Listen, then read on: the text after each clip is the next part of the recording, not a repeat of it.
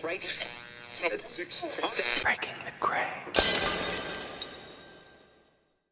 Hi, Sarah. How are you? Very good. Thanks, Russ. Good, good. I like to talk over the countdown. It makes me feel like I have some sort of control. I feel like a DJ where you like have like millisecond before the song starts. But it's the sun was out this weekend, which was nice. I felt very much like Sarah chasing the rays, and then now the clouds are out. It's Monday, so It's Monday. Yeah, the clouds are out here too, but it's all good. Sunshine in our hearts, Russ. that's right. We take it with us because it remembers. And the structured water in our body also remembers the sun.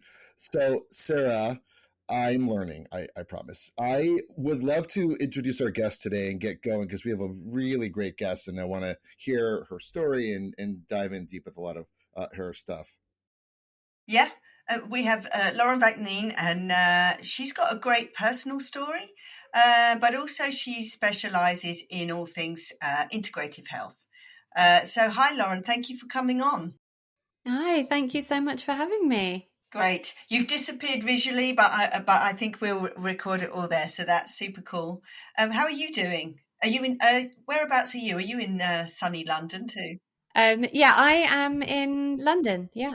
Very good. So maybe let's just start, Lauren, with let's start with your story, actually, because we spoke about this just before you came on air. And of course, we want to get into the whole longevity piece, but I think it is important to kind of see how you got to where you are now. Yeah. So my story is quite a long, winding one, so I will give you the briefest version I can. I was diagnosed with juvenile rheumatoid arthritis just before my second birthday. And at the time, it was 1986. And the only treatment that was available was steroids. And at the time, the top pediatric rheumatologists were suggesting very high doses of oral steroids. And that was just kind of how they were doing it. That was what everyone was doing.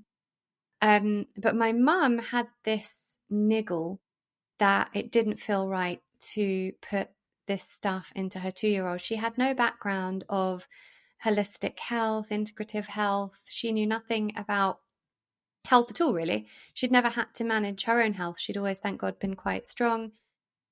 But she just had this deep intuition around it. And so she took herself to the library and because it was 1986, and she read up all about steroids. She read up about rheumatoid arthritis because, the kind of myth or misunderstanding, I guess, is that only old people can get arthritis. So she was acquainting herself with what rheumatoid arthritis meant.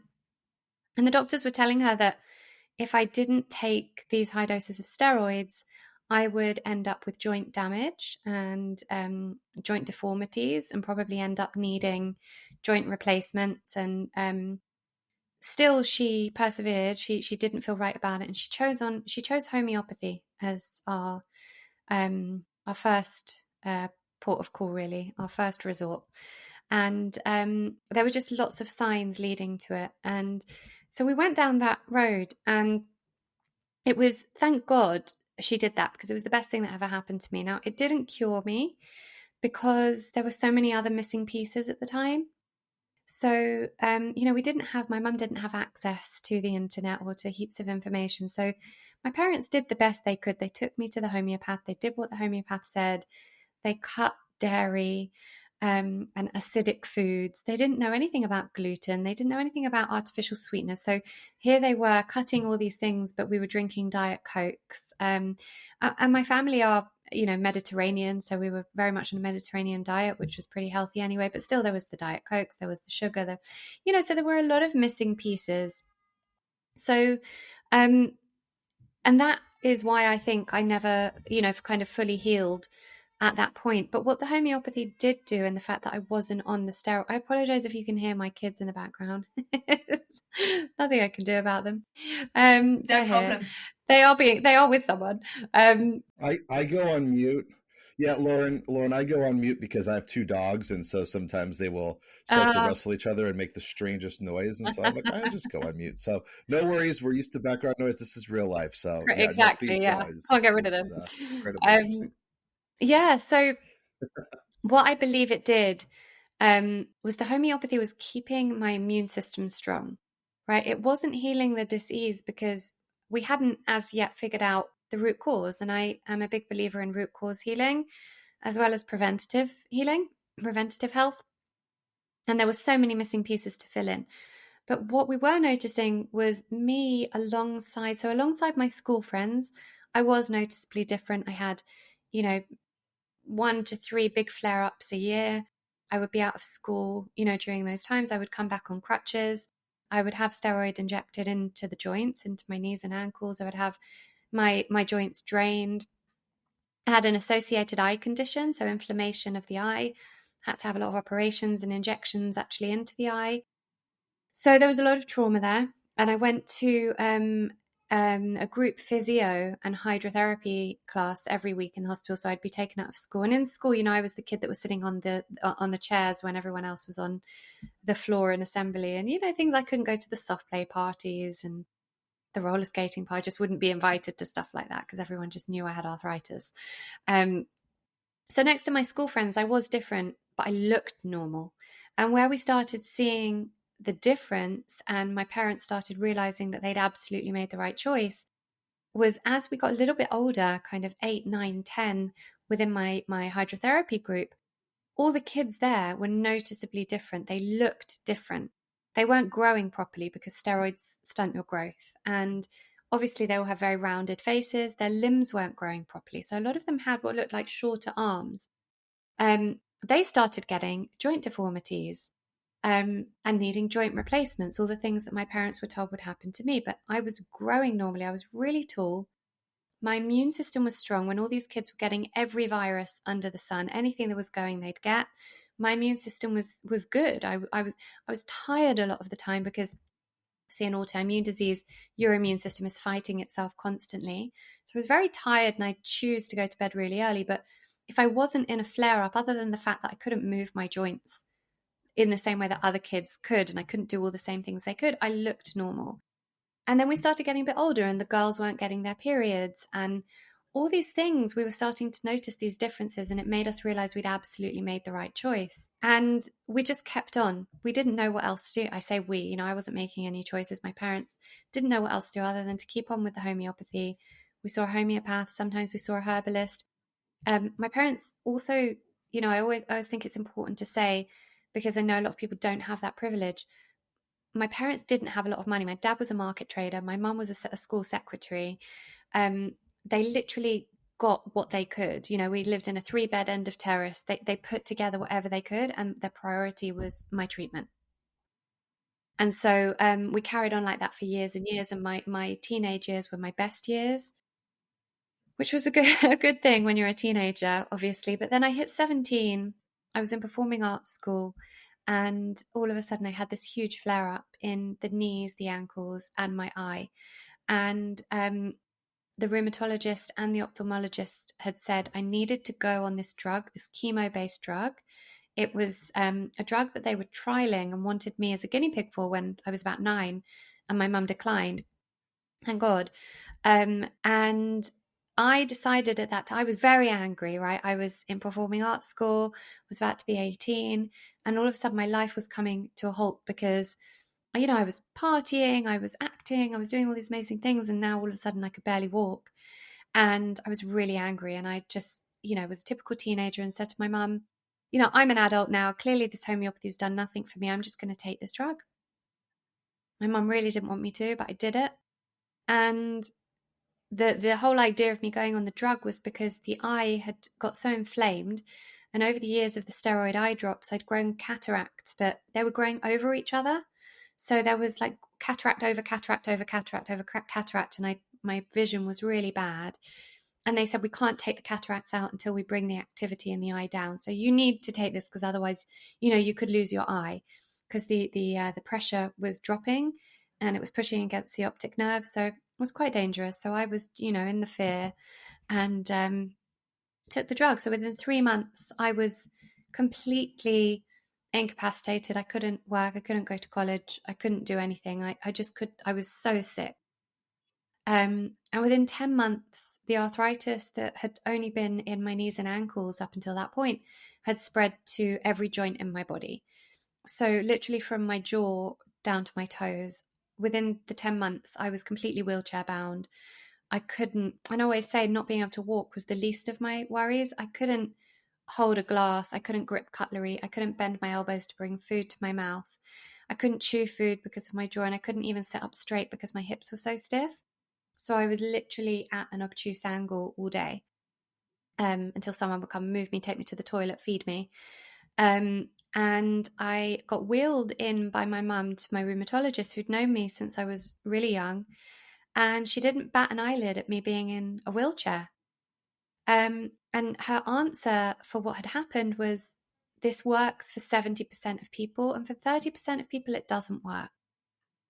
And I was 18 and I knew nothing about anything, especially not holistic health or how the human body works or physiology or anything like that. But I knew instinctively, intuitively, that there had to be more to it than statistics and 70% and 30%. I knew that there had to be more to why medications affected some people way more than other people.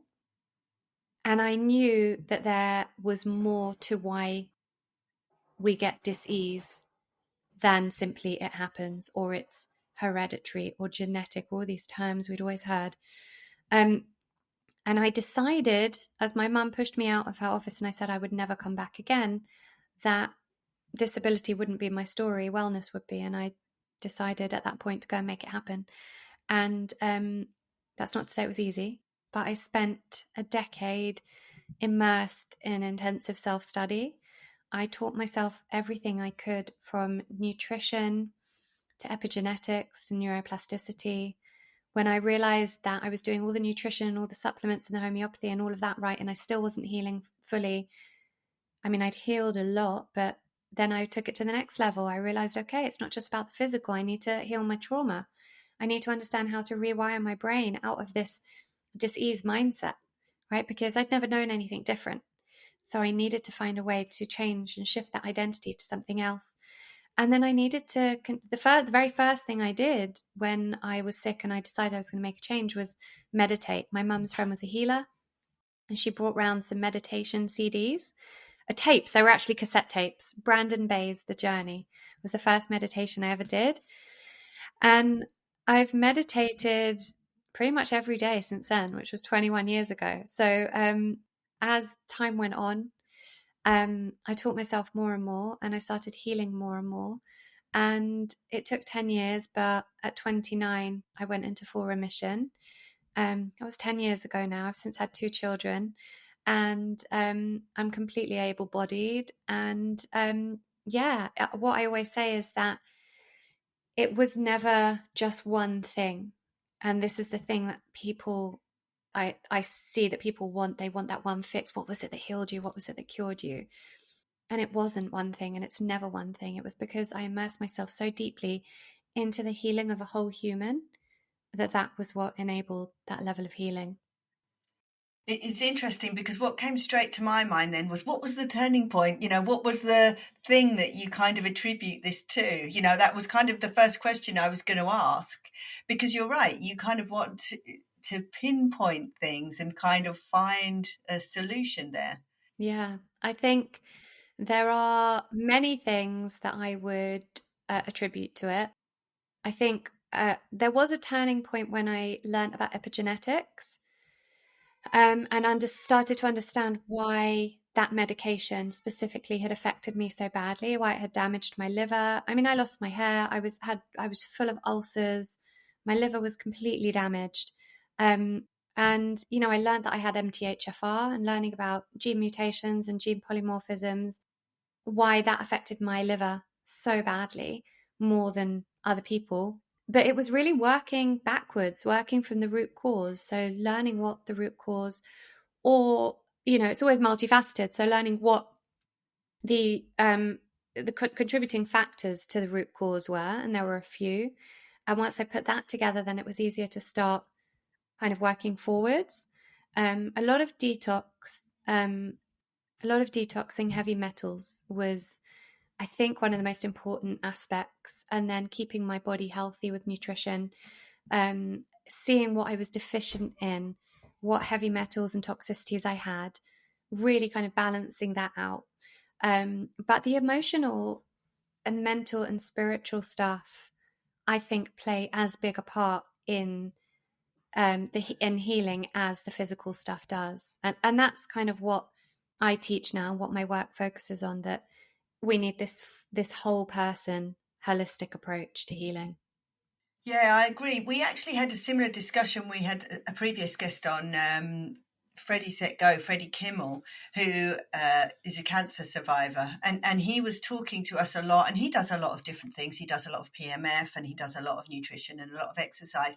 But he himself was saying, the emotional piece of it, the actually being able to be in charge of your own emotions was for him what he thought was, the biggest thing for health.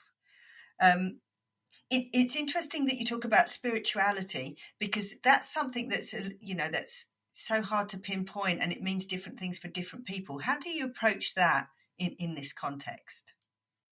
So I'm really lucky because my grandparents were spiritualists, and my mum was kind of raised with that. And I grew up learning about spirit guides and intuition, and maybe in a little kind of a little bit in a little bit of a removed way.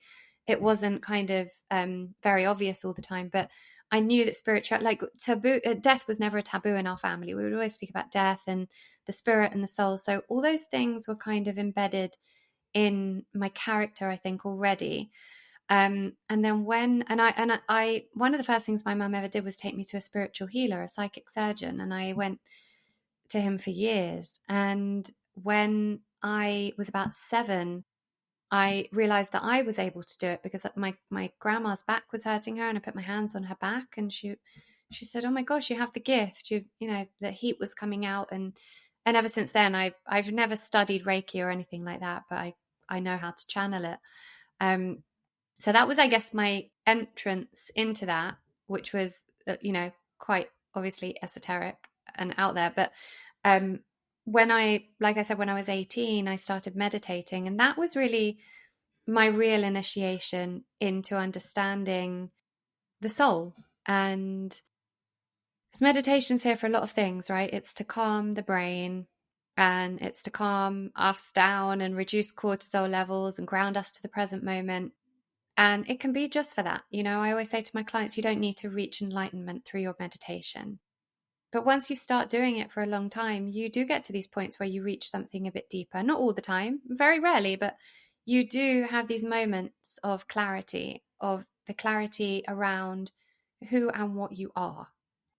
And that happened more and more. And I started feeling just that I had a connection to something deeper than myself. And so I kind of went on a journey, I guess. I studied chakra meditation. I studied Buddhism. I went to the Buddhist Center in London. I've done a lot of study with Krishna consciousness. I studied Kabbalah. I kind of just dipped my toes into many different spiritual pies, and put together, I guess, my own beliefs and my own truth.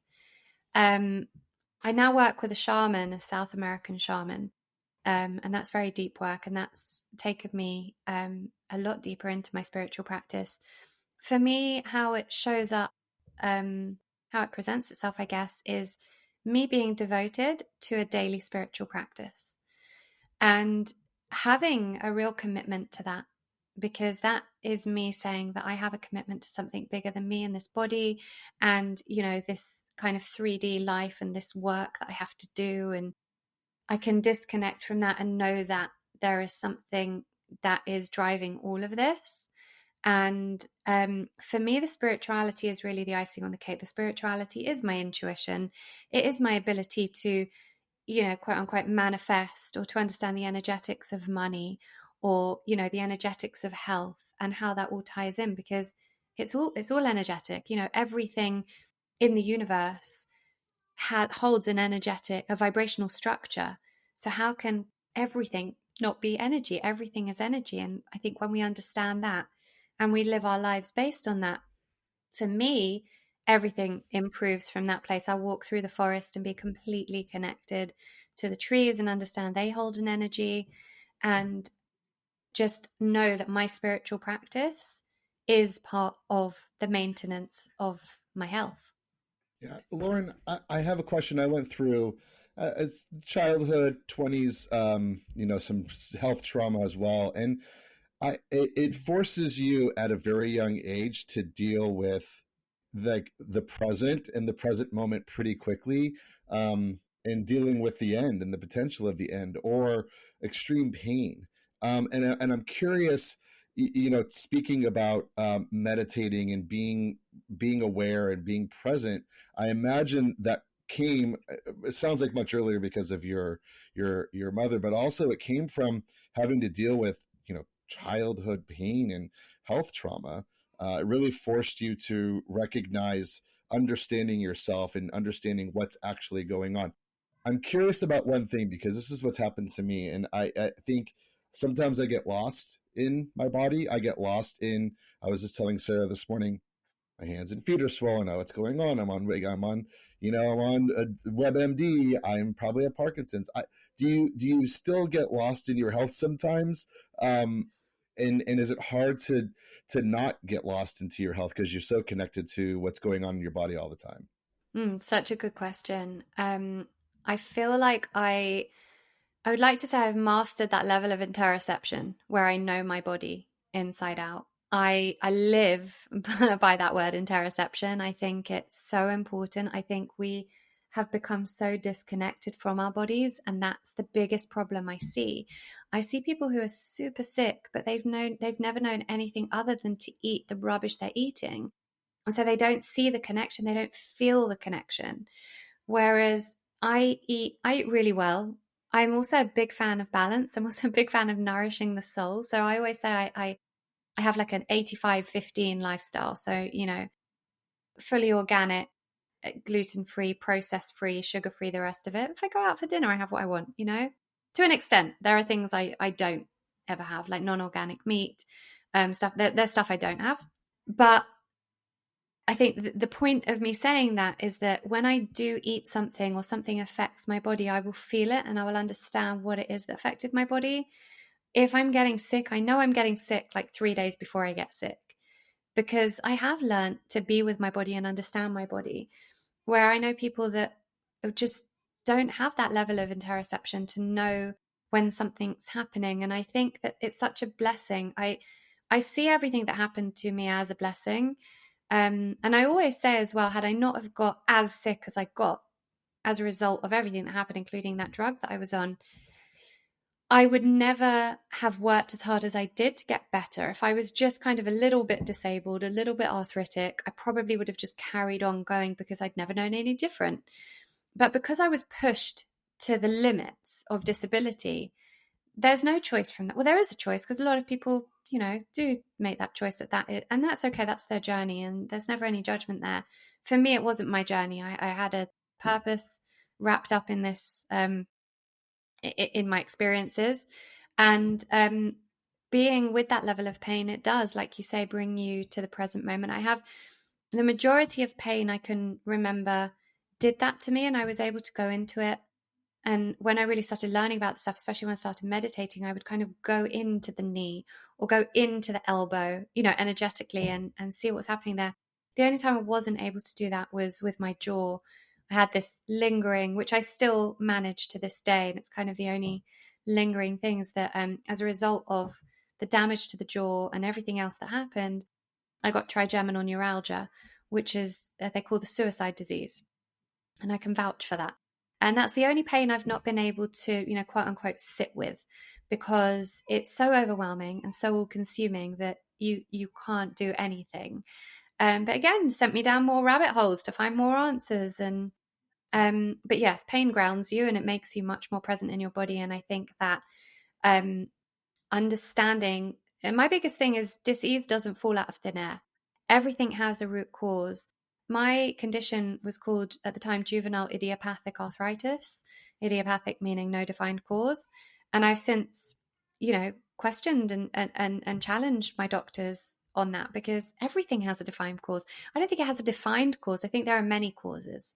Everything's multifaceted, and there are many reasons why dis-ease gets triggered. There are catalysts to it, but essentially we build up a load of toxins based on different stuff that happens, stresses, environmental stresses, environmental toxins, diet, etc., and eventually whichever illness you're genetically predisposed to will then be triggered when you reach that state of toxic overload. I'm also interested in the question that Russ just raised, because, do you think, like, to have this, you had a profound experience and that has enabled you to kind of understand the spiritual side? Because, people who haven't gone through what you've gone through, or had the fear of death so imminent, like, people who've had these awful illnesses, how do you then kind of get to that spiritual understanding? I mean, I was at a talk in London on Sunday, which was about psychedelics, because I think people are reaching to psychedelics because that's another way that you can maybe understand the connectedness. But if we're talking about practical things that people can do you feel like that's a trick? That was a trigger for you. How can people kind of get to have more of this kind of spiritual understanding, if they haven't had these experiences that trigger it? First of all, I'd say with psychedelics, always, like, it should never be the first thing you do when you're looking for an answer. Like, I think plant medicine is super powerful and potent and needs guidance from, medicine men and women who understand the medicine. And if you do it as a first resort before you've done any other inner healing, you're going to be met with some difficult stuff. So that is the first thing I'd say. For me, just kind of, they always say, when you're ready, the right teacher will come. I think it's really important to kind of seek out spiritual teachers, mentors, coaches. It doesn't need to be someone, a spiritual teacher as such, but to be guided in your journey by someone who's got more experience, who's done a lot of healing. That's always the first thing. If people are listening and like, how do I get onto this spiritual journey? There's a lot of charlatans out there, and the wellness industry has become hugely saturated by people just wanting to make a quick buck, and that bothers me. But I hope that people will exercise caution and look to mentors who really have experienced stuff themselves and gone through deep healing themselves. I think meditation's a really good starting point, because it just or breath work even. I think breath work is so potent and powerful. Breath work for me grounds me. Meditation's my spiritual practice. Breathwork grounds me to this earth. And I think that's a great place to start. Yeah, we have spoken a lot about breathwork, and we kind of have started a breathwork practice, but to me it's kind of, it's still very body focused. And you say like a teacher will come, but I think a lot of people don't have such a religion. Yeah. When you engage in breath work deeply, it enables you to release DMT from the brain. So, people are seeking out the plant medicines for the DMT, but actually our brains release it. So deep breath work sessions do that for you. And then that does send you into a more, I think the idea is that we want to meet the capital S self, right? And be aware that we are more than just a bag of skin and bones. And we do that when we get so connected to the body that we then understand that there is more to the body than just the body. So I actually think that being deeply in your body allows you to be more spiritual. I think there's a deep connection. It's my personal belief, following all the kind of years of spiritual study that I've done, that we are cosmic beings living a human experience. And we chose this incarnation for a specific reason. We chose to incarnate right at the time when we do, to learn specific lessons. And it's about the remembering. So that's what my shaman calls it, the remembering of who we really are. And practices like breathwork and meditation enable that for us. So then we remember that capital S self, who we truly are underneath this body, underneath the trauma and the conditioning and the labels and all the things that create this identity that we operate from, that actually isn't our true authentic self. So I do a lot of work with my clients on uncovering the true authentic self. And through that work, we go through inner child and shadow work and trauma, and we uncover all the things that created this identity of the person we operate from that actually in 99% of cases isn't the authentic us. And when you get acquainted with the authentic you, and that takes some time of delving and uncovering and peeling away at those onion layers, you do start to feel a deep connection to your true self beyond the body. So for me, the two are very intertwined. I don't see it like a difference between, how do I find practices that connect me more to the spiritual, less to the body. When I connect to my body, my body is the vessel through which I, my 3D world and my 5D world converge. So it's very intertwined for me. And we try and do practical things, Russ and I. We try and kind of have something that we focus on. Like I say, we're focused on longevity right now. We've got a lot of these different techniques. We've got a breath work from Kristen. We've got various other things going on. What could you maybe give us as almost as a way to get started on some of this? I mean, I know a lot of it you're doing yourself in one-to-ones, presumably, when you're kind of coaching people through. But what would be a good starting point to kind of get that piece going? I mean, meditation, how does that work? What would be your tips for giving us, if we had to do something like for the next few months to get more in contact with that spiritual side?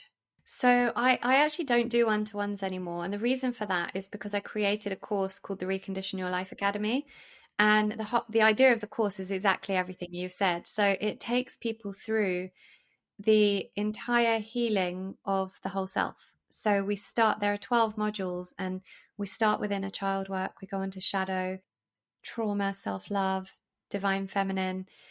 And then we do ancestral healing. So we're actually clearing away any ancestral trauma that we're carrying as well, because that can actually impact our health. And then we go into the neuroplasticity and brain training, NLP, kind of rewiring the brain out of any diseased way of thinking, whether that be from, and my women that work with me are from every background imaginable, having suffered everything you can imagine. It's not just physical health. So I have people coming to me from abusive marriages or abusive childhoods, people who just, want to up-level their career, want to find a way to be more prosperous, people who just want to take their spiritual work deeper. The idea of it, and the idea of my whole ethos and my methodology, is that it all requires the same approach. Because if you want to heal one part of you, you have to heal the whole self. So I always think starting within a child work and uncovering the limiting beliefs that are there as a result of conditioning and trauma is a really great place to start. That's why it's the first module on my course. Because without that, you actually don't know who you truly are underneath all of that. So starting to uncover that really it allows you that connection back to self. And yeah, meditation is kind of always, I would say, one of the first things that I would suggest. But I see meditation is module 10 on my course. And the reason for that, and there's 12 modules, is because a lot of people have a lot of resistance to meditation. And will say things like, I just can't relax, or my mind doesn't switch off, which all of that is fine, by the way. Like, your mind's not actually meant to switch off fully in meditation. That's not the purpose of meditation. But when people have done that groundwork and then they get to module 10, start meditating, they've lost that identity of, I can't do this. I'm this person who doesn't meditate. I'm this person who can't focus. I'm this person who, I am this person who. They've shifted out of the identity of the person that they were, which was a result of conditioning and trauma, and they've shifted into the identity of the person they want to be. And that's how the majority of the course is based upon shifting our identity into being the wealthy person, the healthy person who doesn't have disease, the person who finds, the loving relationship, etc., etc. So by the time we get to meditation, we've actually uncovered all those limiting beliefs that are actually stopping us from, fully pushing and going into that place where we can use meditation as a tool in our spiritual and wellness toolkit. Yeah, I see. That makes sense. You have a progression, but you're mainly focusing on people's mindset and their identity rather than teaching meditation. First of all, you need to get to that place where you are not attached to it. You're not kind of making the judgments. Yeah, then they totally. can properly meditate. Yeah, that makes a lot of sense. Sarah, I'm actually curious about something, and I'm wondering if we've, seen this, but one of the things we've learned this season is about heart rate variability and being able to quantify stress. And when your heart rate variability is low, it means you have a, your average beats per minute are higher than normal, and you're constantly under stress. I'm wondering if, because Lauren, you've been able to reduce anxiety and kind of have a general calm about you, and you seem very calm with 2 children, and I'm wondering if you look at your heart rate variability and see that you've got an ability to go up and down a little bit more fluidly because of the fact that you're meditating and you're connected more to yourself. Wondering if you're able to quantify that at all, and see that maybe you've seen over time in comparison to others that come to you who are incredibly stressed or have their trauma. I'm wondering if there's something in that at all for you when you see your numbers and look at your kind of quantified part of this whole work. Totally. So I am, I wouldn't consider myself a biohacker because I don't track anything apart from I do genetic testing, and, I test for like toxicities and stuff like that, microbiome and all that kind of stuff. But I don't track, for the very reason that I think that the biohacking world needs to come a little bit back to the feminine side of things, where we actually understand our bodies without all of that. Not that those things aren't extremely valuable, right? I love the aura ring, and there are certain things that I think, I use a lot of like biohacks, and have a lot of friends in the biohacking world. But I find that you can go too far over to relying on the metrics to understand what's going on in your body. So I know I will literally say to my husband, my cortisol levels are really high right now. I use that terminology instead of saying I feel stressed, because I feel when my cortisol levels go up. If my kids are having a particularly, they're challenging me, or, I've had something happen, I will feel my cortisol levels more than anything. Yeah, my heart rate and all. I feel the changes in my body. I feel the acid, my body kind of flooding with acid, and the adrenaline and all these processes, these physiological processes that take place when we get stressed, which is why meditation is so important, because it kind of calms all those things down. But believe it or not, the first therapy I ever did when I was 18 was anger management, because I was such an angry person. Becoming a calm person, and most people I meet do say, you exude a calm. I didn't come from a calm household. I came from a Moroccan household of very passionate, fiery people that shouted all the time. Great people, but a lot of fire and passion. And I made a decision that, again, the identity thing, that I don't want to exist from the identity of the angry person. I want to be a calm person. So I say to my family, when you come into my house, this is a calm space. Don't raise your voices, don't shout. We keep our cortisol levels low here. So for me, I don't know if I'm answering your question, Russ, but I think it's very much that I am so connected to my body that I understand, I know when I need to do something. So I will go on the red light machine. I will go lie on my acupressure mat and use my sensate. Again, like you see, like lots of biohacks, doesn't mean I just go, and sit on the floor and meditate. Sometimes I will use something else, whether it is breath work, whether it is the sensate, whether it is whatever it might be, my acupressure mat, all the things that I find calm me down. I will see what's happening in my body, in my physiology, and make sure that I do something about it. That's interesting, the whole thing about intuition, because I think you're right. That is something that we are losing a little bit with all the technology. The ability to use your intuition. And I saw it a lot. I went to the CES this year, the Consumer Electronics Show, and there was electronics for everything. There was electronics to tell you whether your baby has had enough milk, whether the bathwater was too hot, whether you need to read stories. There's electronics for everything. And I think we are in danger as a species of losing our intuition about things. And like you say, our interoception, like using our ability to be able to gauge our own physiological state. So I do agree with you. I think we do need to develop that more. And I totally applaud you that if you're promoting people to become more connected with their own bodies, to understand what's going on rather than relying on tech.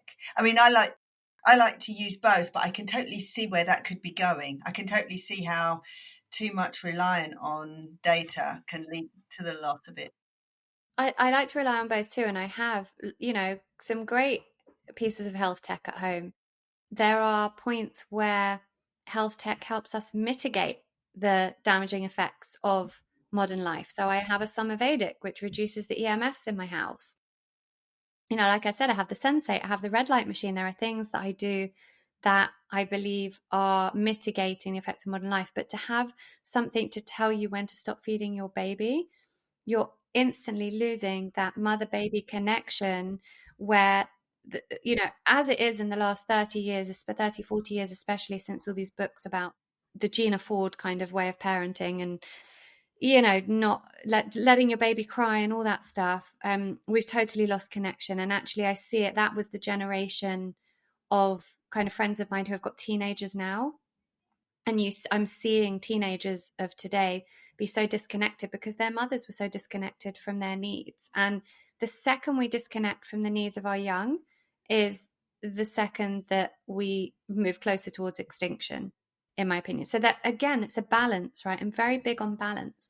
I can use health tech where I think it's going to mitigate the effects of something else around me, where it's going to benefit me, but where it's going to cause me to not use my own intuition. And I do this with everything. So like my husband and I will be sitting there and go, oh, what was the name of that film, that guy? And my husband will quickly get his phone out, go to Google it. I said, don't Google it. Let me use my memory. Let me sit here for a second and figure it out, right? Because we have technology for everything. We are going to become robots ourselves. We're just going to become unhealthy, brainless robots. And I am not going to let that happen to me or my kids. Yes. Well done. Yeah, I totally agree. I think that's a huge thing that we need to look out for. And with everything that's coming, we need to be more human if possible, because we're going to be faced with this AI. Everything's coming now. We're going to have to kind of know our place.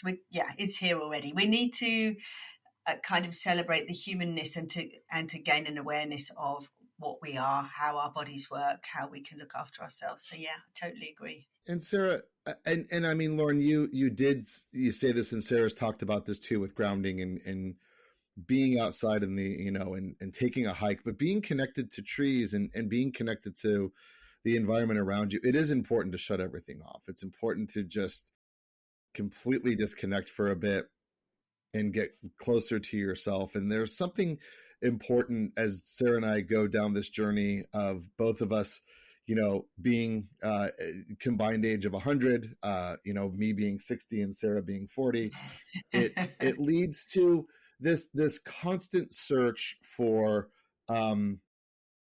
wanting to not lose what we've already missed, right? And so I find now I have children. They're in their 20s. And I miss so badly those years when I was in my 30s and 40s, but I was so distracted by work. I was so distracted by my divorce and things that just consumed my mind that if I could go back, I'd love to go back, but I can't. So I want to enjoy these next 20 years in a very different way. And so you're right, meditating, putting some boundaries up with the people that aren't the way you are, right? And making sure that they don't bring that stress into your home, because you have children there and you're in charge of your domain. And but I'm wondering if Lauren, when you have your academy and you have your sessions and you talk about the connection back to kind of the childhood trauma and youth stuff, I'm wondering where are the starting points? Like, are the starting points to dig into meditation? Where would you say for someone to really get into kind of where you are with it? Where would you start? What would be 2 or 3 things you'd start with as some tips that we can leave with our audience? Yeah, it's really hard because for me, it's been a 20-year journey, but I would say start with breath work and getting out in nature every day. Like, there are things you can do for free that are, improve your nutrition, because like I said, your body is the vessel through which, your 3D self and your 5D self converge. Eat well. Food is medicine. Like, you will feel better. I know people that are so sick and are sitting there just all day eating rubbish and unwilling to change it. And okay, that's their journey. That's their journey. That's fine. But you can't want to be well and not be willing to make some changes. So eat what humans are meant to eat, number one. Get out in nature every single day. Every single day. Don't go a day without at least even if it's 10 minutes outdoors, and I don't mean like walking along the high street, like even if you have to drive to a park or to the woods or something, get your feet on the ground. Grounding, earthing, so important. We need the Earth's electromagnetic field to charge us, just in the same way that we need our phones to be charged. Like our phones need to be charged, we need to be charged, and we're charged by the earth. Another great hack I have is I've got a grounding mat on my desk. So I have my feet on that, and I've got a standing desk, so I stand for more than half of the day. But yeah, get out in nature, eat well, breath work, and sit in even if you can't or don't have the bandwidth right now to actually learn meditation, one of the most impactful things that I have ever learned from my spiritual teacher, and that I pass to everyone, is just have a stillness practice. Just sit in the silence and have a stillness practice. And for me, even when my mind is crazy, and I've got quite high cognitive function, so my brain is active all the livelong day and night. I don't go into meditation and automatically just zone off, even though I've been doing it 21 years now. But when I sit there with the intention of silence and stillness, and I have those words in my brain, and I almost try to visualize my brain as like a blank art canvas, and all that's on there is the words silence and stillness. And at some points you can add in words like health, whatever it is to you, success, whatever it is you're trying to call into your life. If you go with the intention of having a silence and stillness practice, and you do that and you commit to doing that every day, and you get out in nature and you eat well, all those things are free, and your life will change exponentially. That's been my experience. Great. You're kind of, you're singing our song. We're totally there with you. Thank you so much for sharing your experience. But that's so, and I'm so glad to see you so well. You're certainly a shining example yourself. We're going to put your course up for people if they want to get hold of you or do the course. And thank you so much, Lauren. It was just such a pleasure to talk to you today. Thank you so much. It was great talking to you both. Thank you. Take care. Bye. Breaking the gray.